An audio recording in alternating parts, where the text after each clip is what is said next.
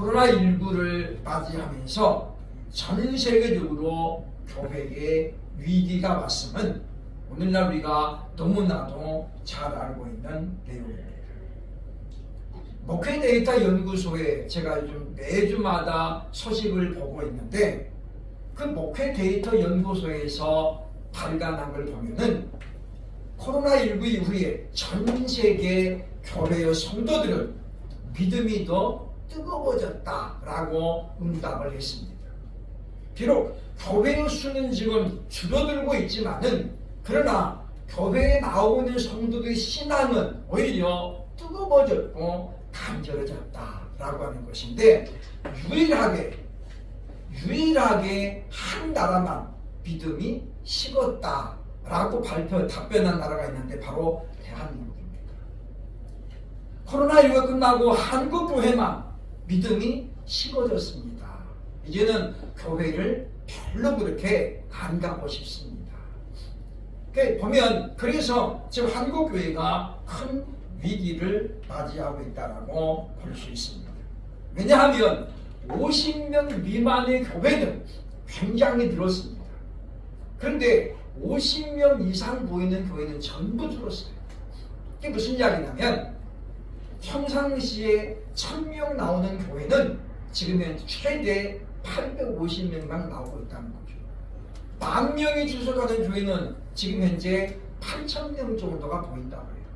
그러니까 전부 마이너스가 됐다는 거죠. 이런 원인이 과연 어디 있는가? 물론 여러 가지 원인이 있습니다만 오늘 2월 오직 성경이라는 주제를 가지고 말씀을 준비하면서 바로 종교개혁자들이 증거했던 제시했던 그 원인을 한번 찾아보게 되었습니다. 즉 교회가 지금 이런 위기가 온 첫 번째 이유는 뭐냐? 그것은 하나님의 말씀인 성경의 권위를 스스로 떨어뜨렸기 때문이라는 거죠. 다양한 번역본이 미국 교회를 통해서 나오기 시작했습니다. 킹 제임스 버전이 오래됐지만은 그 이후에도 보면 NIV라든가 RSV라든가 미국에는 각 교단에서 성경을 번역해가지고 쓰다 보니 동성애를 지지하는 편집국장이 있는 NIV는 동성애를 지지하는 쪽으로 성경을 번역을 해놨습니다. RSV는 미국의 개혁주의 교회가 만든 성경인데 그 성경에서는 동성애를 철저하게 금하고 있거든요. 똑같은 하나님의 말씀인데 어느 번역에서는 동성애를 지지하고 어느 번역에서는 동성애를 금하고 있다 보니 독자들은 이게 도대체 어떤 게 맞는 거냐 이런 혼란을 가져오게 되었다는 것이죠. 한국교회도 다르지 않습니다. 현대인의 성경, 사본형 성경 등등 여러 번역본이 나오면서 똑같은 하나님 말씀에도 불구하고 같은 그런 설명으로 안 되는 말씀이 너무 많아졌습니다.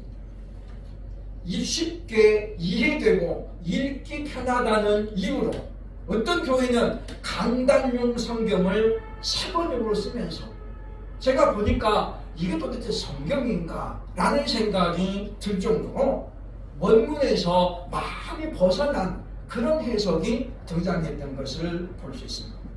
이것이 왜 위기인가 하면 하나님의 말씀은 우리가 1.1획도 우리 마음대로 바꿀 수 없는 것이거든요.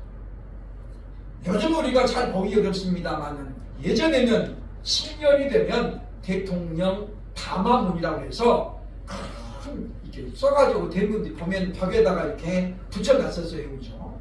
요즘은 이제 디지털 시대가 돼가지고 그렇게 안 합니다만은 예전에는 그걸 해가지고 만약에 누가 찢는다거나 훼손을 시키면 처벌을 받았습니다. 왜냐? 그것은 대통령의 말씀이기 때문에 대통령의 권위를 갖고 있는 거예요. 오늘날도 선거 벽지 우리 뭐 누구 맘 안 나면 막 낙서해 놓고 막 어떤 사람들이 눈에다가 막 그래 놨잖아요. 그죠? 그거 걸리면 전부 처벌받습니다. 왜냐하면 선관 위에 도전을 하는 것과 같은 것이기 때문이라고 하는 거죠.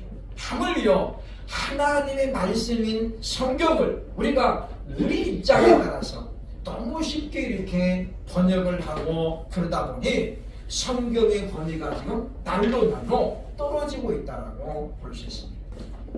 물론 그것이 포스트 모더니즘의 특징이라고 전문가들은 말합니다. 즉 요즘 젊은이들은 절대라는 단어를 되게 싫어한다는 거예요. 그래서 절대 권위라는 것을 인정 안 하잖아요. 그렇죠? 그러다 보니까 오늘날 기독교가 점점 약화되고 있는 것도 사실이고 그런 흐름이 지금 교회 안에 들어왔다는 것이 큰 문제라고 볼 수 있습니다. 그러나 그럴지라도 교회는 성경의 권위를 회복해야만이 소망이 있다고 볼 수 있다고 하는 것입니다. 종교개혁자들은 성경의 권위를 강화하지 않고는 올바른 신앙과 신학이 세워질 수 없다라고 생각했습니다.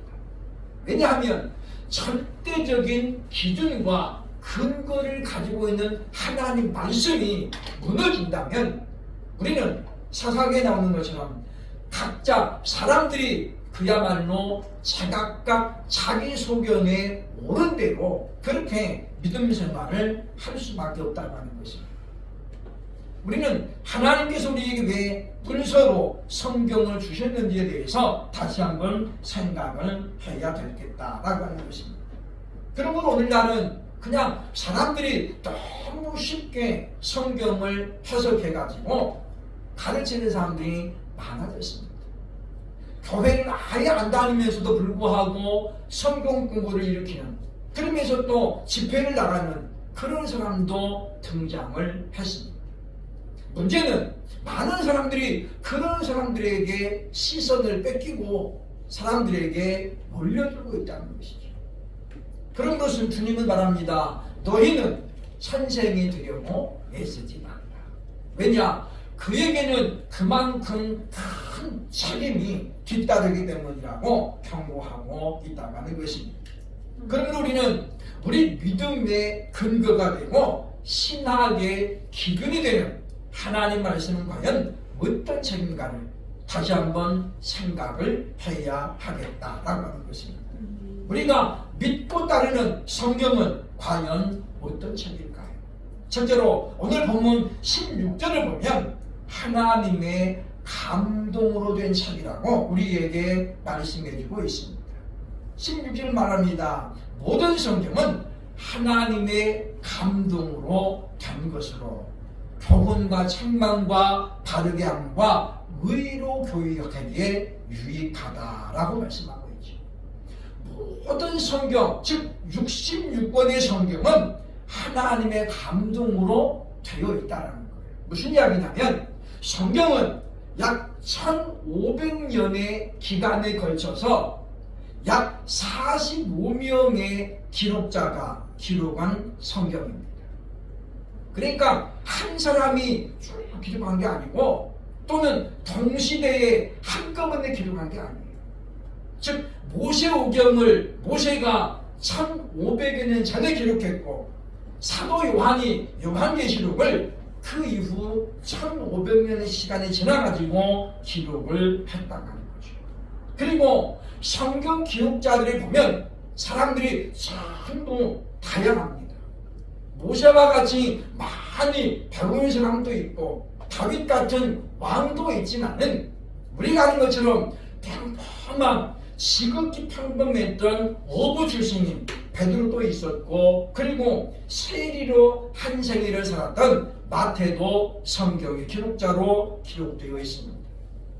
그런가 하면 정확하게 기록자가 누구인지 모르는 작자 미상도 성경은 우리에게 남아있다는 거예요. 그래서 우리가 약 45여 명이라고 말하는 것입니다.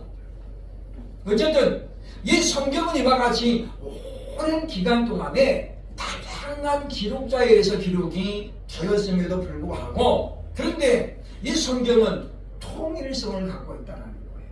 즉 모세가 하나님을 묘사하는 것과 다윗이 하나님을 묘사하는 것 그리고 신약의 마지막 성경인 요한이 하나님을 묘사하고 있는 이 표현이 다 다르게 아니라 똑같다는 거예요. 똑같다. 우리는 보면 출애굽기에 보면 모세의 구원의 찬송이 나오고 다윗의 찬송이 나오고 계시록에 24장로의 찬송이 나오는데 비교해보면 그 찬양이 동일한 하나님을 찬양하고 있음을 우리는 발견하게 된다라고 하는 것입니다. 그래서 보면 출애굽기 15장 1절로 2절을 보면 말씀합니다. 모세와 이스라엘 자손이 이 노래로 여호와께 노래하니 이르시되 여호와를 찬송하리니 그는 높고 영화로우심이요 넘어가면 여호와는 나의 힘이요 노래이시며 나의 구원이시로다. 그러므로 내가 그를 찬송할 것이다 라고 노래하고 있습니다. 그런가 하면 사무엘하 22장 1절로 4절에 보면 여호와께서 다윗을 원수의 손에서 건져내신 날에 다윗이 이 노래로 여호와께 아뢰되 여호와는 나의 반석이시요 나의 요새시며 나의 구원자이시라. 그러므로 내가 찬송받으신 여호와께 아뢰리니 내 원수들에게서 구원을 받으리로다 라고 노래합니다. 그런가 하면 계시록 4장에 보면 24장로님들이 또 노래하죠. 그죠? 우리 주 하나님이여 영광과 존귀와 권능을 받으시는 것이 합당하오니 주께서 만물을 지으신지라. 만물의 주의 뜻대로 있었고 또 지으심을 받았나이다 하더라. 보면 시대를 초월하여 이 기자들이 지금 노래하고 있는 거 보니까 모든 영광과 존귀와 찬양을 바로 하나님께 올리고 있다는 거예요. 모세가 경험한 하나님, 그리고 다윗이 체험한 하나님, 요한이 경험한 하나님이 다릅니다. 그러나 그럼에도 불구하고 한 성령께서 감동하셨기 때문에 하나님을 한 고백이 대동소이하다고 하는 거예요. 그러면서 무엇입니까? 찬송을 하나님께 올리고 있다는 것입니다. 그러므로 이 세상에 보면 아무리 유명한 책이라도 이와 같이 장기간에 걸쳐서 베스트셀러로 인정을 받는 책은 오로지 성경밖에 없다라고 결론을 내릴 수 있다고 하는 것입니다. 그렇기 때문에 바로 성경은 하나님의 감동으로 되어 있기 때문에 하나님의 감동을 받은 자만이 성경은 풀 수가 있다고 하는 거예요. 동일한 성령으로 말미암아 일을 하지 않으면 안 된다라고 하는 것입니다. 성경의 번역본 가운데 참으로 오래된 성경이 하나 있습니다. 바로 70인역 성경이죠. BC 200여 년경에 이 유다 이스라엘의 12지파에서 6명씩을 뽑습니다. 72명이 히브리어로 된 구약 성경을 헬라어로 번역을 하게 됩니다. 그래서 방 하나에 한 명씩 해가지고 72개 방에 학자들을 다 몰아넣습니다. 그래서 창세기부터 말라기까지 히브리어를 헬라어로 번역을 해라. 72명이 똑같은 원본을 가지고 들어갔습니다. 그런데 이때에 성령님이 강하게 역사하셔가지고 그 72명이 번역한 번역본을 다 모아보니까 거의 일치하더라는 거예요. 그게 이제 70인역 성경입니다. 그래서 초창기에는 교회가 70인역 성경을 굉장히 귀하게 여겼습니다. 왜냐하면 오늘날 우리나라도 마찬가지입니다만 이 개역 개정 성경 이거 번역할 때 우리 장감성, 장로고, 감리교, 성결교, 순복음교 이렇게 학자들이 모여가지고 번역을 했는데 다 달라요. 번역이 안 되는 거 일치가. 그래서 어떻게 보면 결국 이제 합의를 하게 되죠. 우리가 여기는 양보할 테니까 여기는 당신이 양보해라. 그러니까 이거는 사실은 뭐예요? 사실 짝이 있어. 그러니까 보면 그만큼 오늘날은 성령의 강력한 역사가 일어나지 않는다고 볼 수 있다는 거예요. 그러므로 우리는 이 성경은 하나님의 감동으로 성령께서 감동하셔서 어떻게 감동하셨습니까? 성경의 기록자들의 인격과 사상 그리고 지식의 유무 그 사람의 성품 이런 것들을 성령님이 전부 어떻게 감동하셨어요. 그래서 그 순간만큼 즉 성경을 기록하고 있는 동안만큼은 죄성을 전부 제거하시고 정결하지 못한 것을 제거하셨기 때문에 그래서 성경은 오류가 없다고 보는 것입니다. 그러면 우리가 이와 같은 하나님 말씀이 문서로 우리에게 온 것을 우리는 다만 기쁘게 생각하고 감사함으로 받아야 되겠다라고 하는 것입니다. 둘째로 성경은 어떤 책입니까? 오늘 16절, 17절 보면 하나님의 사랑을 온전하게 하는 책이라고 우리에게 알려주고 있습니다. 17절 보면 이는 하나님의 사랑으로 온전하게 하며 모든 선한 일을 행할 능력을 갖추게 하려 함이라 이렇게 말합니다. 성경이 가지고 있는 능력이죠. 하나님의 사랑으로 온전하게 하고 선한 일을 할 수 있는 능력을 부여한다고 합니다. 다시 말하면 어떤 일이 선한 일인가를 성경이 기준을 제시한다는 것입니다. 그러니까 우리는 생각할 수 있습니다. 우리가 흔히 말하는 착한 일, 선한 일 그런데 성경이 말하는 선한 일과 우리가 세상에서 말하는 선한 일은 다르더라는 거예요. 물론 비슷한 것도 있고 중복되는 것도 있습니다만 우선순위 볼 때 다르다는 거죠. 에베소서 2장 10절에 너희는 그가 만드신 바라 선한 일을 위하여 지으심을 받았나니 라고 말하고 있는데 성경이 말하는 선한 일은 무엇입니까? 우리가 하나님의 뜻에 따라 예수를 믿는 것이 가장 선한 것입니다. 우리가 하나님의 감동을 따라 복음을 전하는 이 일, 이것이 가장 선한 일인 줄로 믿습니다. 세상은 그렇지 않잖아요. 남을 누군가가 도와주는 것, 내가 가지고 있는 걸 가지고 베푸는 것, 이걸 선이라고 말합니다만 성경은 그렇지 않다는 것입니다. 성경은 말합니다. 그것은 마땅한 의무라는 거죠.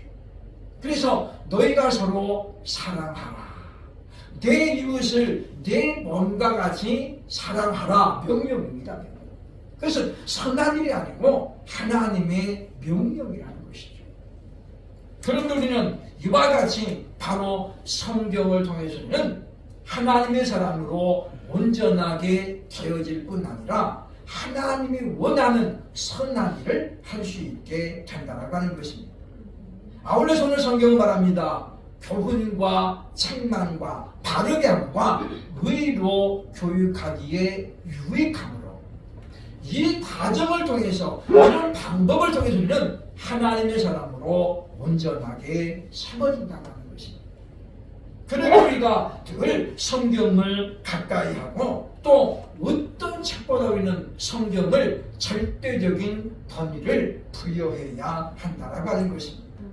그래서 사도 베드로는 이렇게 경고하고 있습니다. 베드로후서 3장 16절에 보니까 또 그 모든 편지에도 이런 일에 관하여 말하였으되 그 중에 알기 어려운 것이 들어있으니 무식한 자들과 굳세지 못한 자들이 다른 성경과 같이 그것도 억지로 풀다가 스스로 멸망에 이르리라 라고 경고하고 있습니다.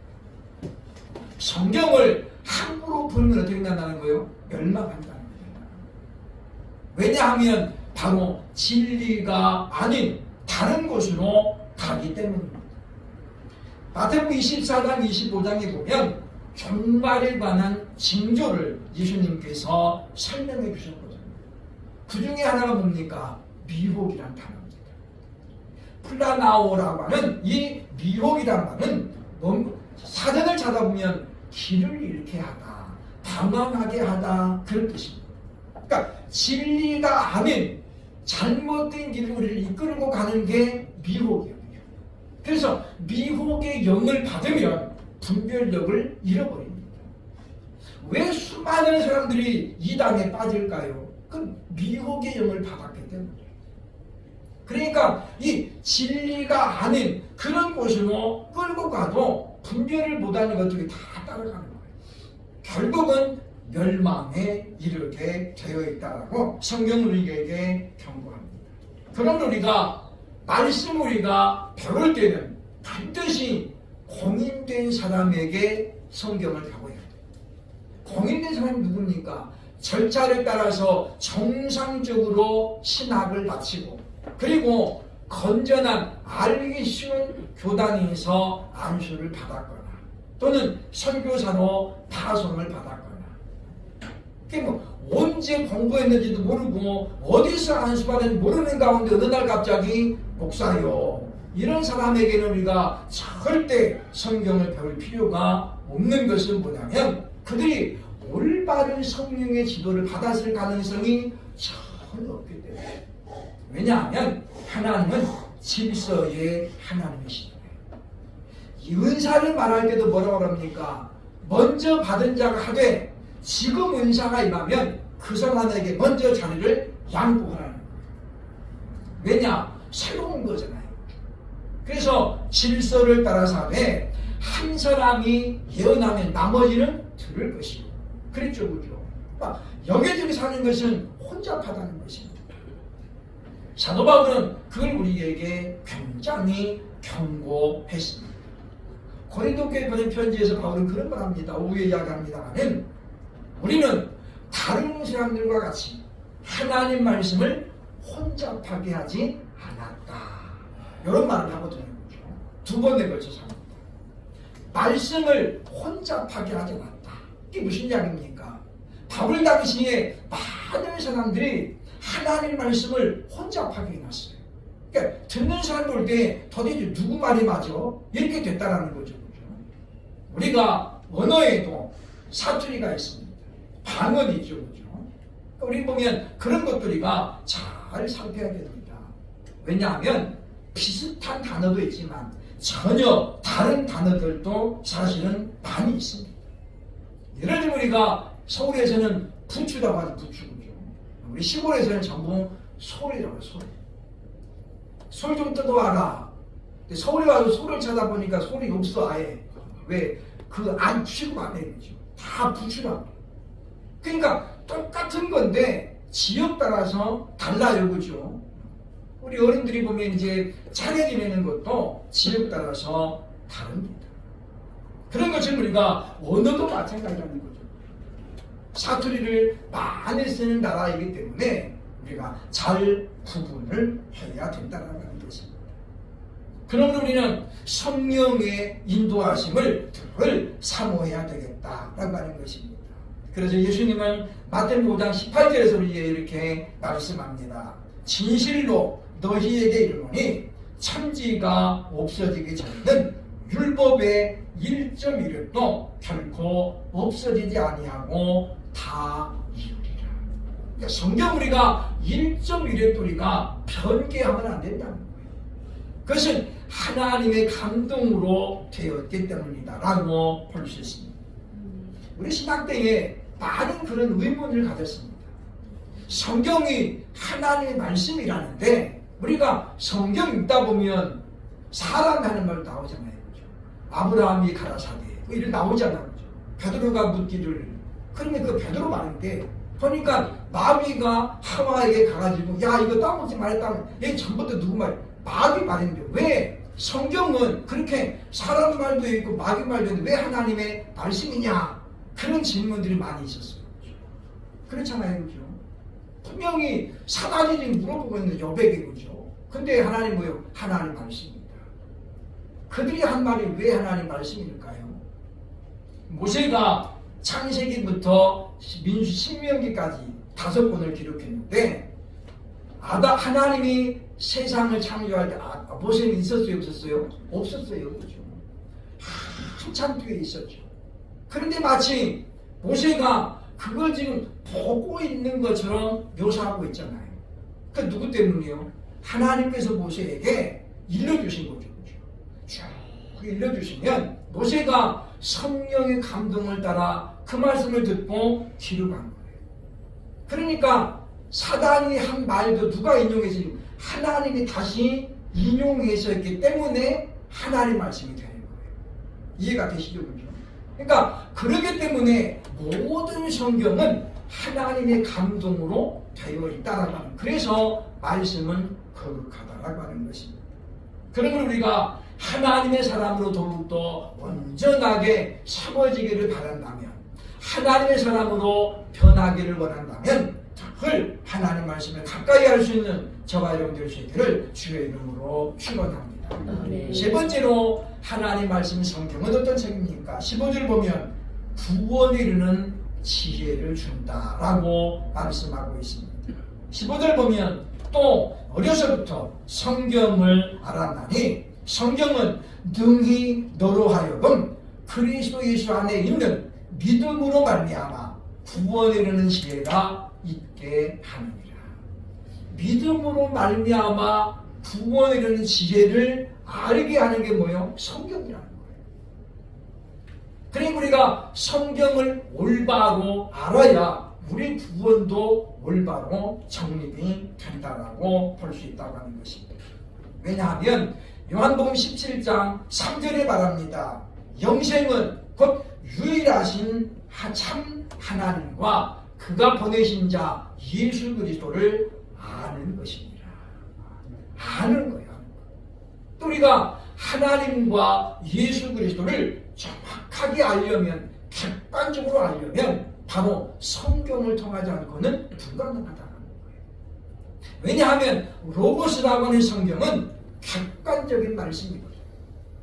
우리가 하나님을 아는 방법도 우리가 물론 기도를 통해서, 체험을 통해서도 알게 됩니다만은 그것은 어디까지나 주관적인 겁니다. 주관적이라는 말은 무슨 말이에요? 각 사람의 경험에 따라, 그 사람의 처한 상황에 따라, 그 사람이 가지고 있는 어떤 지식에 따라서 다르다고 하는 거예요. 그렇기 때문에 우리는 객관적인 주신 말씀, 성경은 하나님의 자기 계시잖아요. 나는 여호와로라. 그러면서 하나님이 자기 자신을 알려주신 것이 바로 성경이에요.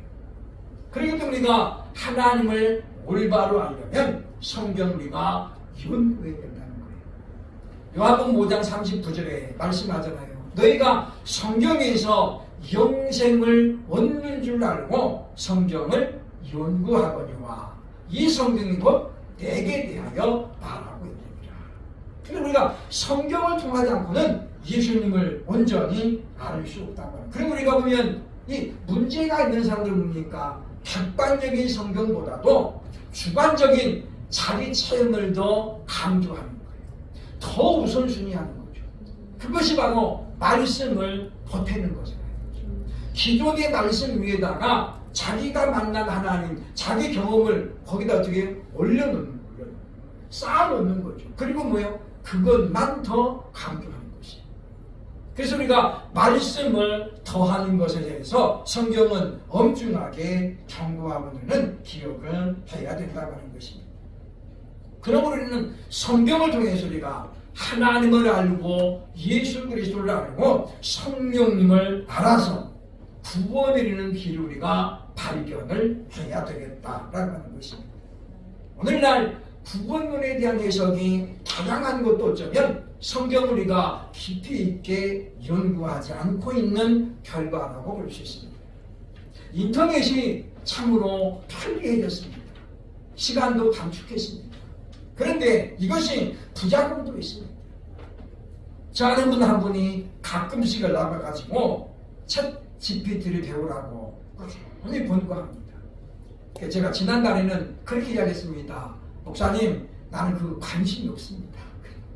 근데 이분이 막 역정을 내면서 아니 목사님 앞으로도 지금 목회가 15년 넘게 해야 되는데 왜 그렇게 하냐고. 이분이 막 열이 나가지고 그러죠.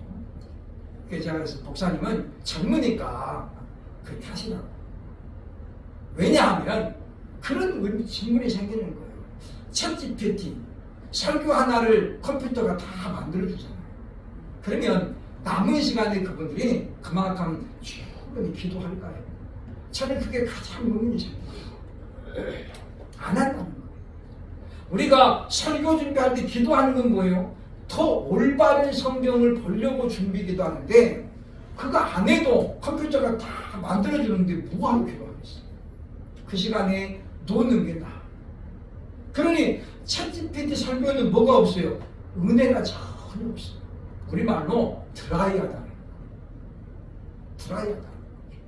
그러니까 여러 사람이 올려놓은 데이터를 뽑아가지고 짜집게 한 거잖아요. 그러니 오늘날 이제 자꾸 이제 이렇게 쉽게 가다 보면 결국 어떻게 돼요? 성도들이 교회 안 나가도 인터넷을 통해서 얼마든지 나도 그런 설교는 만들 수 있겠다. 예를 들어서 믿음 하면은 그 믿음이란 주제로 성경에서 어떻게 챗GPT가 설교를 만들어줍니다. 만들어주죠. 세계 유명한 분들이 했던 이야기들, 교수들이 했던 이야기를 쫙 해가지고 만들어주잖아요. 앞으로 시대가 어떻게 될지 참 보면 알 수가 없습니다만은 긍정적이지는 않다라는 것입니다. 성경은 하나님의 말씀이기 때문에 하나님과 동등한 권위를 갖습니다. 그러니까 성경 우리가 너무 쉽게 그렇게 막 뜯어고치고 그렇게 해석할 수 있는 책이 결코 아니라는 거예요. 왜 하나님이 성경의 원본을 숨겨놨는지 아직도 알 수가 없습니다. 성경은 원본이 없습니다. 원본이 없고 지금 사본만 사본. 그러니까 왜 하나님께서 지금까지 원본을 감춰 놓으셨습니까? 그래서 우리가 흔히 말하는 하나님 말씀은 오류가 없다라고 말하는 것은 원본을 말하는 것이고 개혁 개정을 말하는 게 아니에요. 그렇다고 해서 우리가 쓰는 성경이 그러면 막 오류가 많냐? 절대 그렇지 않습니다. 왜냐하면 한글 성경이 만들어질 때도 하나님의 특별한 은혜가 있었기 때문이다 라고 하는 것입니다. 그러므로 사랑하는 여러분이요, 우리가 하나님을 올바로 알고 또 하나님의 사랑으로 올바로 변화되어서 그래서 점점 흘러지고 있는 이 시대에 오히려 우리가 하나님을 더욱더 사모하고 믿음이 더욱더 뜨거워지고로 말미암아 비록 이제 소수일지라도 소수 정예병이라는 게 있잖아요. 요즘은 많은 것이 꼭 유리하지는 않습니다. 우리가 정예병은 결코 많지 않습니다. 우리가 참으로 십자가에 군병되어서 믿음의 사람답게 정말 우리가 이 시대를 다시 변화시킬 수 있는 그와 같은 하나님 사람들이 되기 위해서라도 우리가 늘 말씀을 가까이 하고 또 순종함으로 말미암아 복된 삶을 누릴 수 있는 저와 여러분 될 수 있기를 주의 이름으로 축복합니다. 아멘. 기도하겠습니다.